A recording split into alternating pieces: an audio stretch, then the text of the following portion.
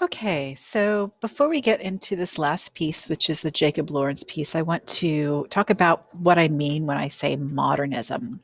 Modernism is going to be a general term for works that are created uh, end of 19th century or through the mid 20th century.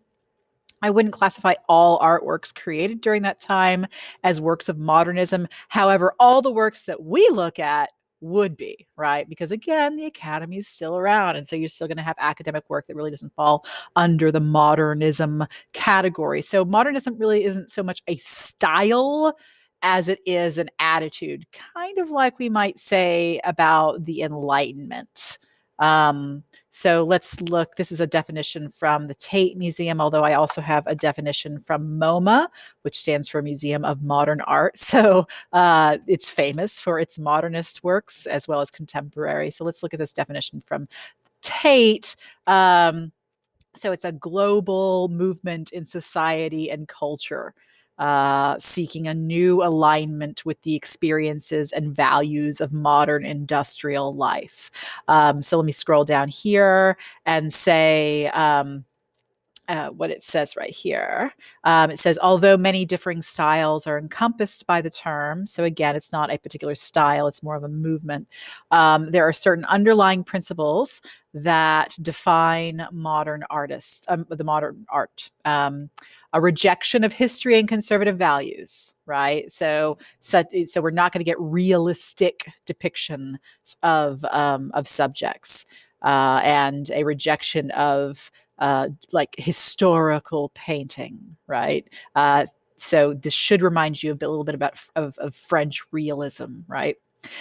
Innovation and experimentation with form, shape and color and line, a tendency towards abstraction, and an emphasis on the material and technique that go into the process of making up a work of art. Often, modernism is driven by social or political agendas as well, as you may have already caught on with the Mexican muralist movement, right?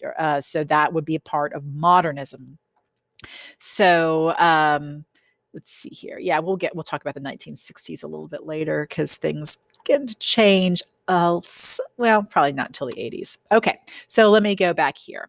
The work that we're going to look at next, the Jacob Lawrence work, is a work of social realism. So now remember, not realistic realism. And if you think about it's very similar, if not almost exactly the same, as what we saw with French realism. Remember with French realism in Courbet, show me an angel and I'll paint one.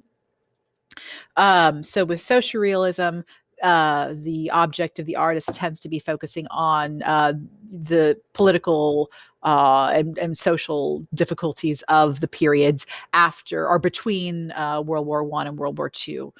So we're talking about mostly American artists, although we can definitely also classify Diego Rivera as being a social realist as well. You know, his own little category, or not little, but his own category of social realism in terms of the Mexican muralism, but we can classify him as a social realist as well. So artists turn to realism as a way of making art easily accessible and legible to a wider public. Um, so showing people as heroic symbols of persistence and strength in the face of adversity. So they also tend to draw attention to issues of the poor, right? And systems that maybe help perpetuate poverty. So we have this work. This is one in a series, The Migration of the Negro, panel number 49. So if we just look at it, and again, I'm not going to spend a lot of time here. You have the presentation yourself. And in fact, really the majority of the information you're going to get is from the Khan Academy video. But before you even do that, I want you to just look at it here and see, okay, what topic do you think is being explored here? It's not very difficult to figure out. And what do you think the feelings of the different figures who are presented are? How is this work organized? How is it composed? Yeah, there's you know, a velvet rope between the two sides. So whatever you say, you want to make sure that you give visual evidence about the topics and that are being explored and the feelings of the people. So describe that visual evidence. You want to practice doing that. So again, this is the Migration of the Negro, panel number 49. This is part of the Great Migration. The whole series, the Migration of the Negro, looks at the Great Migration in the early 20th century of people, of Black people from the South moving north, and what that process was like, and the difficulties and opportunities that came with that. This is tempera on hardboard. Okay, so this is not on canvas; it's on a kind of it's on hardboard. So that's going to be different. So it's one in a very long series. Each piece in the series has kind of a an explanation of what's happening along with it. And in the Khan Academy video, they're going to go into that. So here are a number of works from this series. So again, detailing what it's like in the South, and that helps, spur the migration, obvious beyond the obvious racism and Jim Crow issues that they experienced in the South. Other issues that also spurred the desire to move north, including more freedom to vote.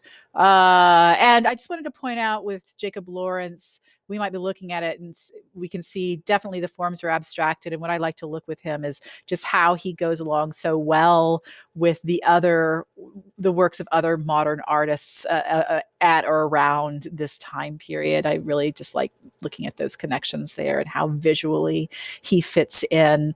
So there are a couple of videos. There's the short video that you can watch, which is about 5 minutes, a little more than 5 minutes in length. But if you're really interested, because I think it is really interesting, there is a longer version of the video, and I've got the link for you to follow that. If you want to, you only have to watch the short version, but the longer version is also very interesting, which is about 11 minutes in length. So I mentioned, I think in class, Jacob Lawrence, his works. Another one of his paintings was found very recently. If we look at the date on this was first published March 1st. So just a few days ago, a second one of his paintings was found on the Upper West Side of Manhattan in an apartment. And I have a link here to the New York Times article about that. And it's really cool. Hopefully you can read it. If you haven't used up all your New York Times articles for the week or the month, I have a subscription, so I get all I want. So I recommend, if you have any interest in that, to read about the found painting. Big new issues. Okay, that's it. Thanks a bunch.